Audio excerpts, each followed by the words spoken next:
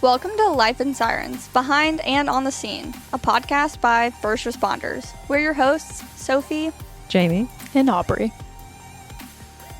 The content provided in this podcast is for informational and educational purposes only and should not be considered medical advice. The views and opinions expressed by the hosts and guests are their own and do not necessarily reflect the official policies or positions of any medical institutions, emergency medical services, or healthcare organizations. Patient privacy is a top priority, and all discussions involving real-world emergency situations are de-identified and altered to ensure confidentiality.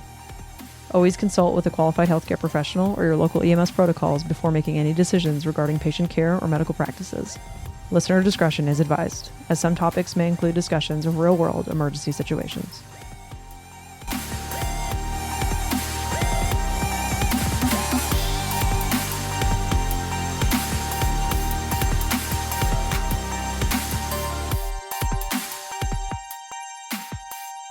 Welcome to Life in Sirens.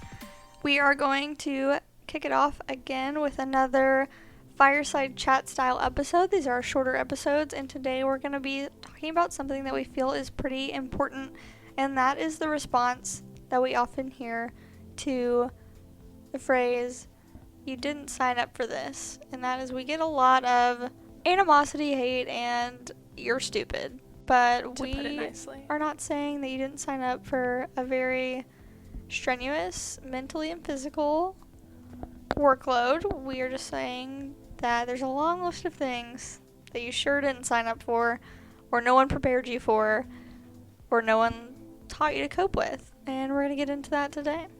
So I think that's the biggest issue, is that you get into this job and that you know that it's going to be difficult and you have at least an idea of what you're getting into. But the thing that you're not or should not be expected to deal with is to do this without coping mechanisms or ways to kind of alleviate what you see every day. And I think that an interesting example that we can kind of put this into perspective is police officers, right? Another first responding agency. They arguably sign up to risk their life, right? But police officers don't just go out there guns ablazing with no protective equipment and no training. Nobody walks into the police academy and then walks out the door and says, "I'm ready to go get shot." No, there's lots of training, there is equipment, there is all of these steps put into place to keep that from happening. And I think that we can kind of translate that into the EMS world of, we are expected to go out there and we are expected to see some things that not the average human sees, but we should be given training and we should be giving equipment to being able to deal with those things. I agree. I think if you look at a lot of other first responder roles, like firefighters, police officers, even like military, we can get into all the specifics, but they're all taught how to do their job, how to put out fires, how to keep other people safe. Just like us, we are taught how to keep people safe and to do medicine and to protect them from further illness, but no one teaches us how to protect ourselves. But they do that everywhere else, at least beyond BSI, Sensei. Yes, I think that the mental health protection in all of those agencies is also still something that could use some improvement. Definitely. But when you look at like your expectations of a job, like in our world that we live in, clearly there are all kinds of roles for these fields. For us, police officers' job, their expectation is to get into whatever situation we are in. They're there to make it safe. So that includes a lot of personal risk. They have a lot of training, they have a lot of equipment. Firemen go into a burning building, make building no burn. Right? It's very dangerous. They have a lot of equipment, they have a lot of training in order to try to minimize risk, but arguably they are aware there's risk. But nobody, when an officer gets shot, is like, well, he knew it could happen. It's a tragedy. It's a tragedy. If a firefighter dies in a fire, no one's like, well, he knew it was a possibility. That's what he signed up for. It's what he signed up for. No, everyone's like, oh God. And then with us, our role is to be fully responsible for a human life.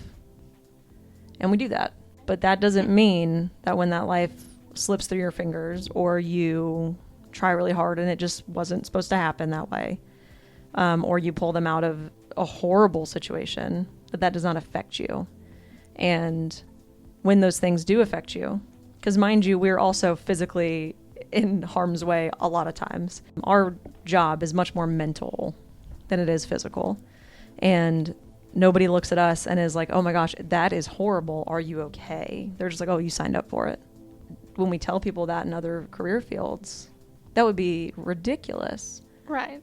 You know? Absolutely. Right? If the woman that you were carrying out of a burning building fell out of your arms and died in there, everyone would be like, are you okay? But the person that you pull out of a really traumatic event that still dies, You signed up for this? you are expected to be fine. And I feel like we can draw loose conclusions between all of it, but the point is that even with like egregious examples, it's just kind of to get the point across that like you sign up to help people, but part of that means that you have to meet them in really horrifying situations and sad and scary and like all of what those can be. And you didn't necessarily sign up to take that home with you every single day.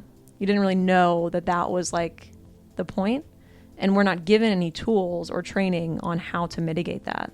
And whether we signed up for it or not, we're not meant for it. No one's meant for the amount of trauma that we encounter regularly. And as we just explained, I think the issue here is that the trauma that we face is very invisible for the most part.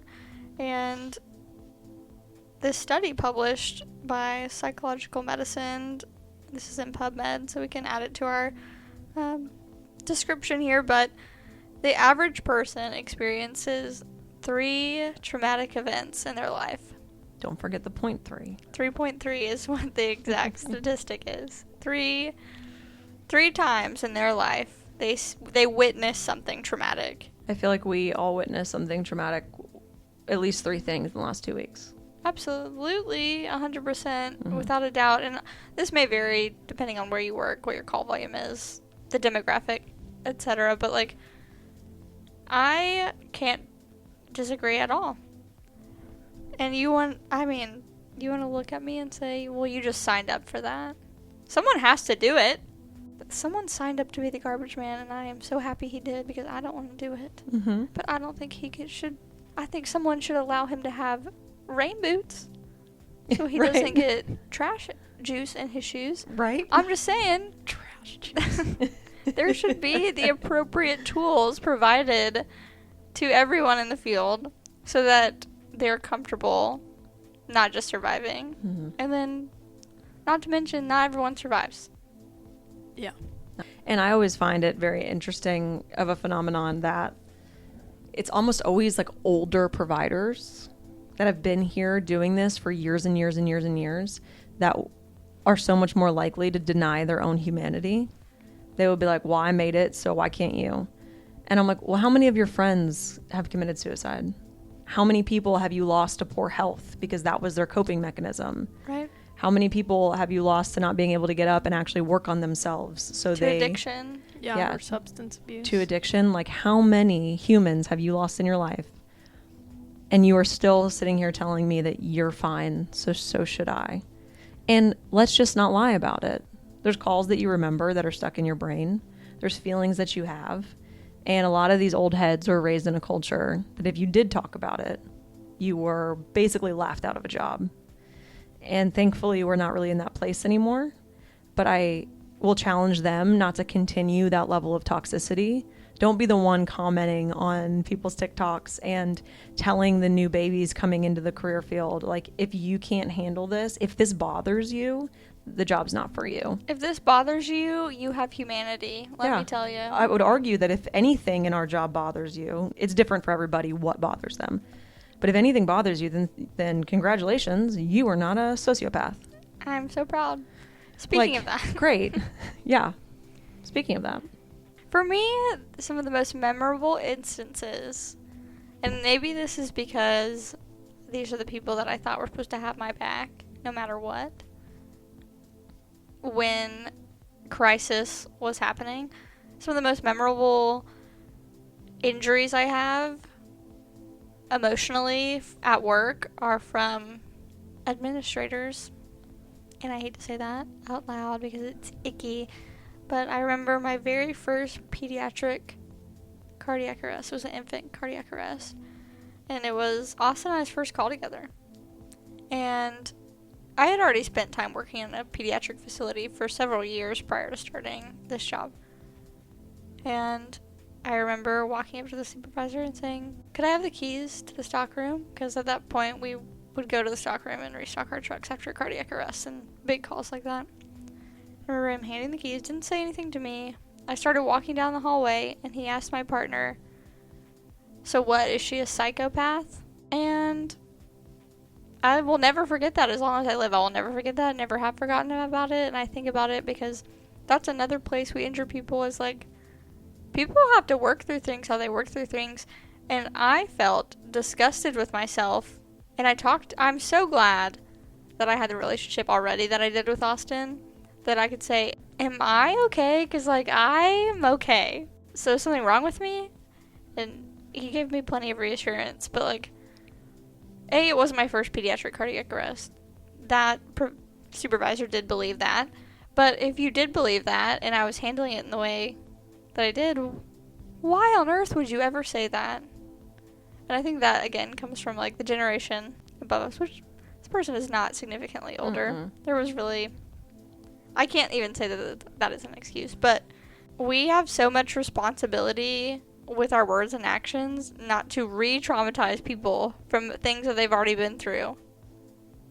And that, I was not traumatized by that event, but now I am. It's such a catch-22.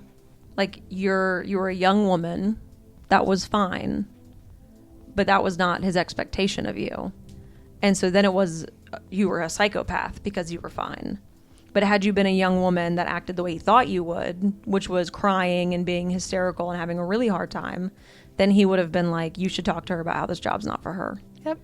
And so there really was no winning in that moment, because it was either I met your expectations of the appropriate level of emotion you thought you should see from me, or I didn't. And in either way, one was that I don't have a heart, and one was that I'm too much heart, and that means I can't do this job. And, like, I feel like we see that a lot from other responders, that if I am not okay, you tell me that I can't do this job and I'm too weak. And if I'm so okay, you're like, wow, you must be broken. You're crazy. Don't traumatize people because they're okay.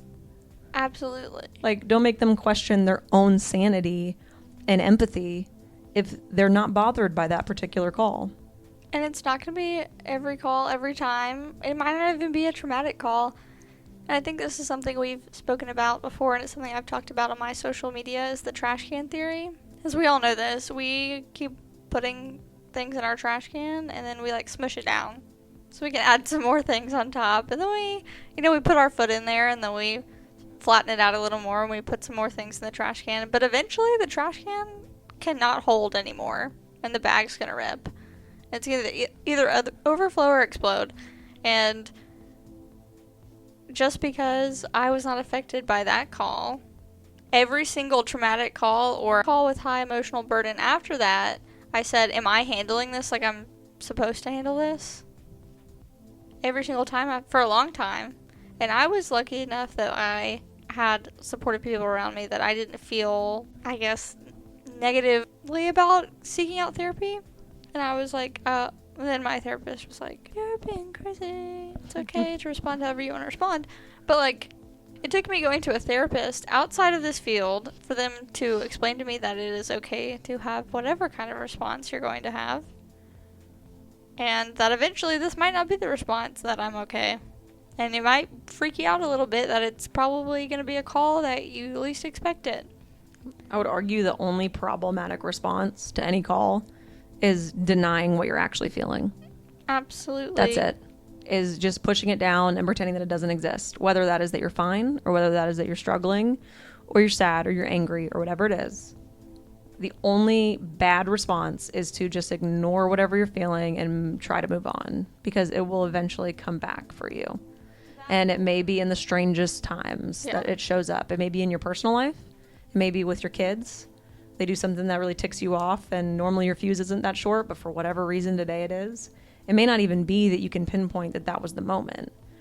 But like when you let your trash can stay pretty full, then eventually other things suffer. And we talked earlier about like I had a call where mine was full and we ran an SI. It was very reasonable, nice young lady. And we talked and we went to the hospital and nothing about it was out of the ordinary. Nothing about it was difficult or really traumatic at all.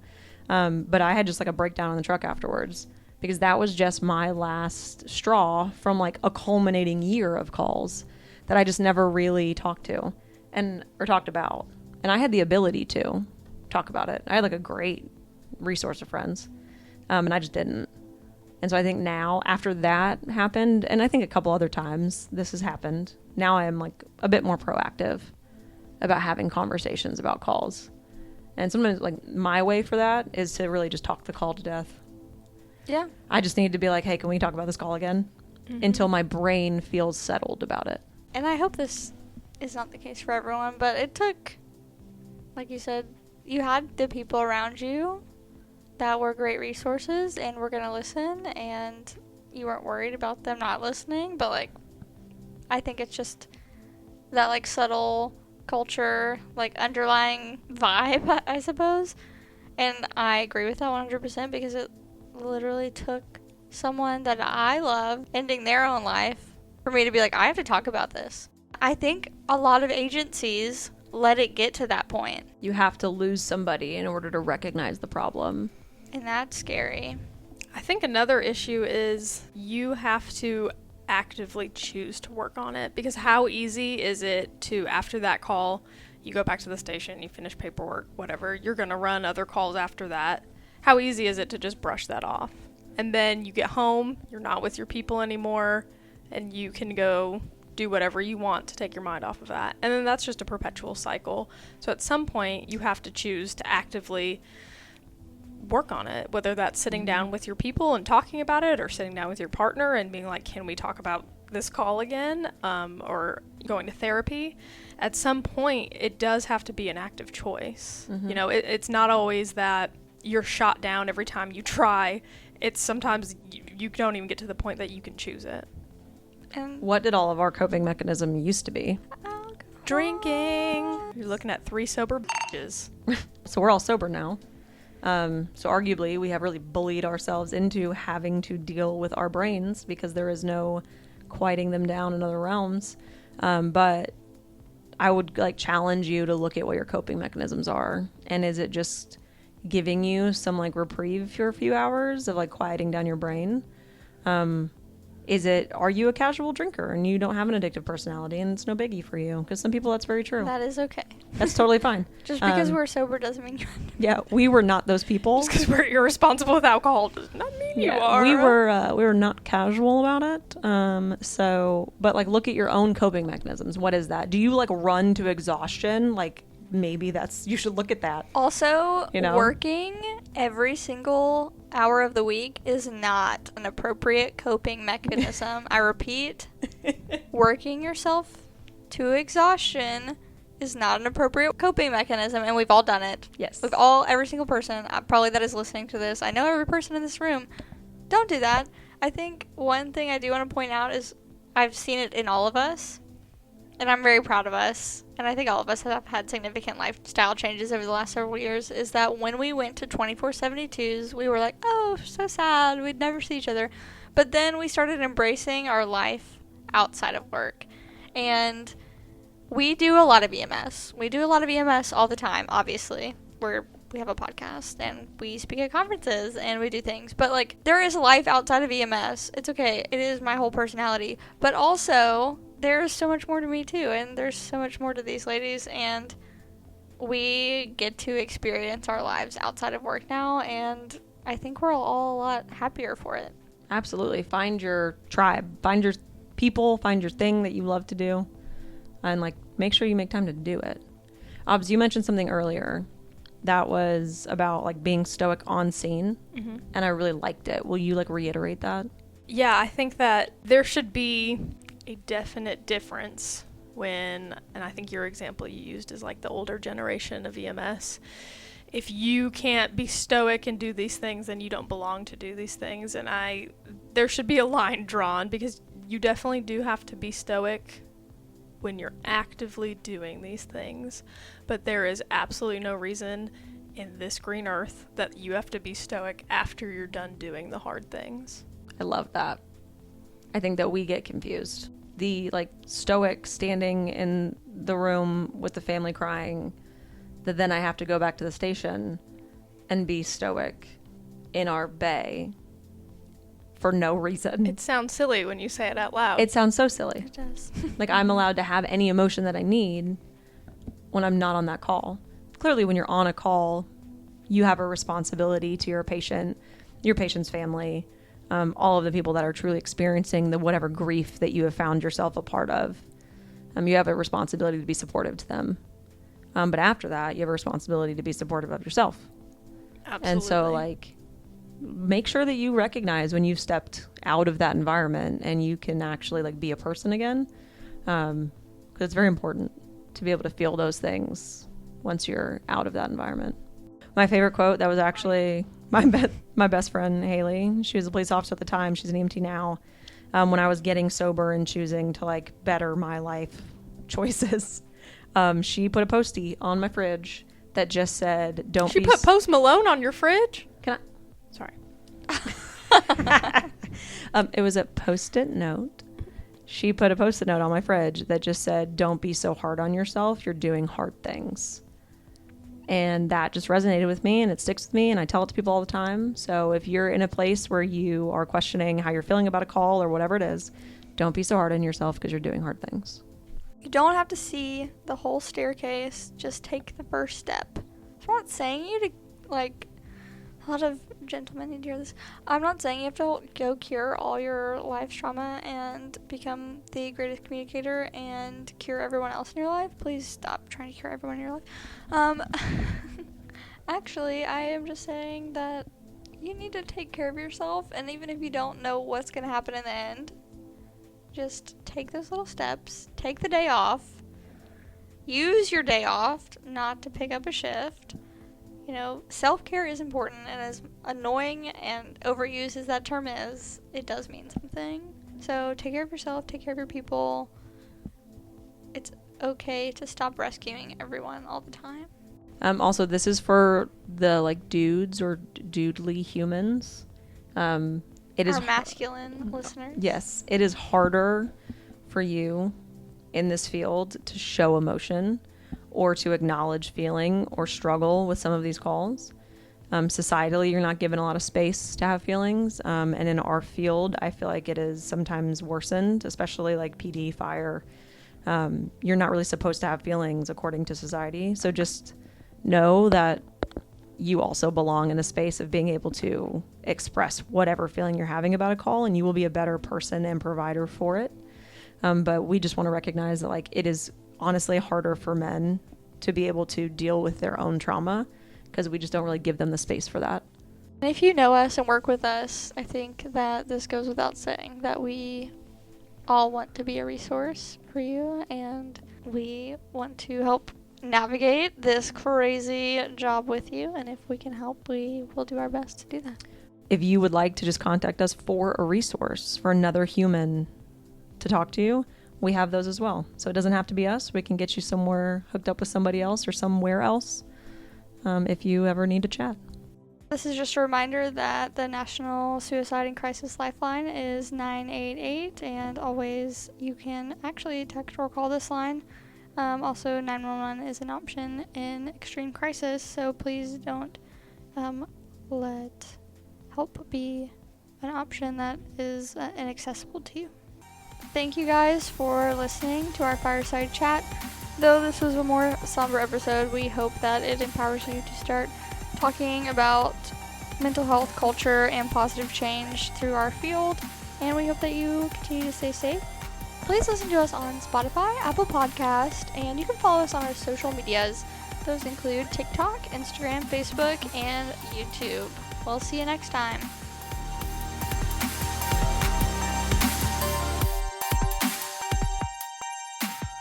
This has been Life in Sirens, produced by 3 nerds trying to bring you content that you might actually care about.